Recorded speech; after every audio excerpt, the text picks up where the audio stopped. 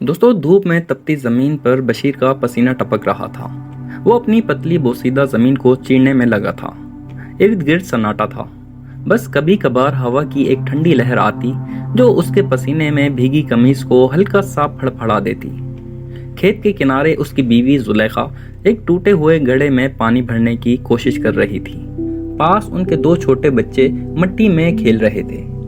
زندگی کی ساری تگ و دو ایک روٹی، ایک چادر اور ایک چھت کے گرد گھوم رہی تھی۔ رات کو جب سب سو گئے، بشیر چھت پر لیٹ کر آسمان پر ٹمٹماتے ستاروں کو دیکھتا اور سوچتا، پروردگار، کیا زندگی بس اتنی ہی ہے؟ محنت، فاقہ اور تھکن۔ کاش میرے پاس اتنا سرمایہ ہوتا کہ اپنے بچوں کو خوش دیکھ سکتا، بیوی کو آرام دے سکتا اور اپنے ماں باپ کی خدمت کر سکتا۔ خیر، وقت اسی طرح گزرتا رہا، لیکن قدرت شاید اس کی دعاؤں کو سن رہی تھی۔ ایک دن گاؤں میں چمگوئیاں ہونے لگیں۔ ہر زبان پر ایک نئی خبر تھی۔ کچھ بچے بازار سے دوڑتے ہوئے آئے اور چلانے لگے، شہر سے ایک بڑا امیر تاجر آیا ہے۔ وہ کہتا ہے کہ اپنی دولت کا کچھ حصہ غریبوں کو دے گا۔ بشیر نے کان لگایا۔ وہ جانتا تھا کہ اکثر بڑے لوگ صرف دکھاوے کے لیے آتے ہیں، مگر نہ جانے کیوں اس کے دل میں امید کی ایک کرن جاگ اٹھی۔ اس نے فیصلہ کیا کہ صبح شہر جا کر خود حقیقت معلوم کرے گا۔ اگلی صبح سورج ابھی پوری طرح نکلا بھی نہیں تھا کہ بشیر نے اپنی پرانی چپل پہنی، سر پر میلی سی ٹوپی رکھی اور اپنے خوابوں کو دل میں بسائے شہر کی طرف روانہ ہو گیا۔ چوراہے پر ایک عظیم مجمع اکٹھا تھا۔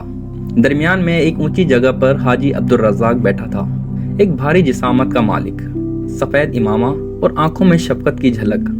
تاجر نے ہاتھ اٹھا کر مجمع کو خاموش کیا اور بلند آواز میں کہا، میرے عزیزو، میں اپنی دولت ان لوگوں میں بانٹنا چاہتا ہوں جو اس کا درست استعمال کرے۔ جو شخص عقل مندی اور نیکی کا سب سے اچھا منصوبہ پیش کرے گا، اسے سونے کے 100 سکے دیے جائیں گے۔ لوگ ایک ایک کر کے آگے بڑھنے لگے۔ ایک نوجوان بولا، میں یہ دولت لے کر ایک بڑی حویلی بناؤں گا اور شان و شوکت سے زندگی گزاروں گا۔ ایک بوڑھا بولا، میں سونے کے زیور بنوا کر اپنی بیٹیوں کی شادی کروں گا۔ ایک عورت نے کہا، میں دنیا بھر کے سفر پر نکلوں گی۔ یہ سب سن کر تاجر کی آنکھوں میں اطمینان کی جھلک نہیں آئی۔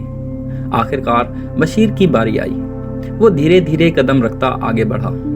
اس کی سانسیں تیز تھیں مگر دل مضبوط۔ اس نے سر جھکایا اور ادب سے بولا، حضور، اگر یہ دولت مجھے عطا ہو جائے تو میں اپنی زمینوں کو سنواروں گا۔ میں اچھے بیج خرید کر کھیتوں میں محنت کروں گا۔ جو فصل اگے گی اس سے پہلے اپنے بچوں کا پیٹ بھروں گا، پھر باقی اناج گاؤں کے غریبوں میں بانٹوں گا۔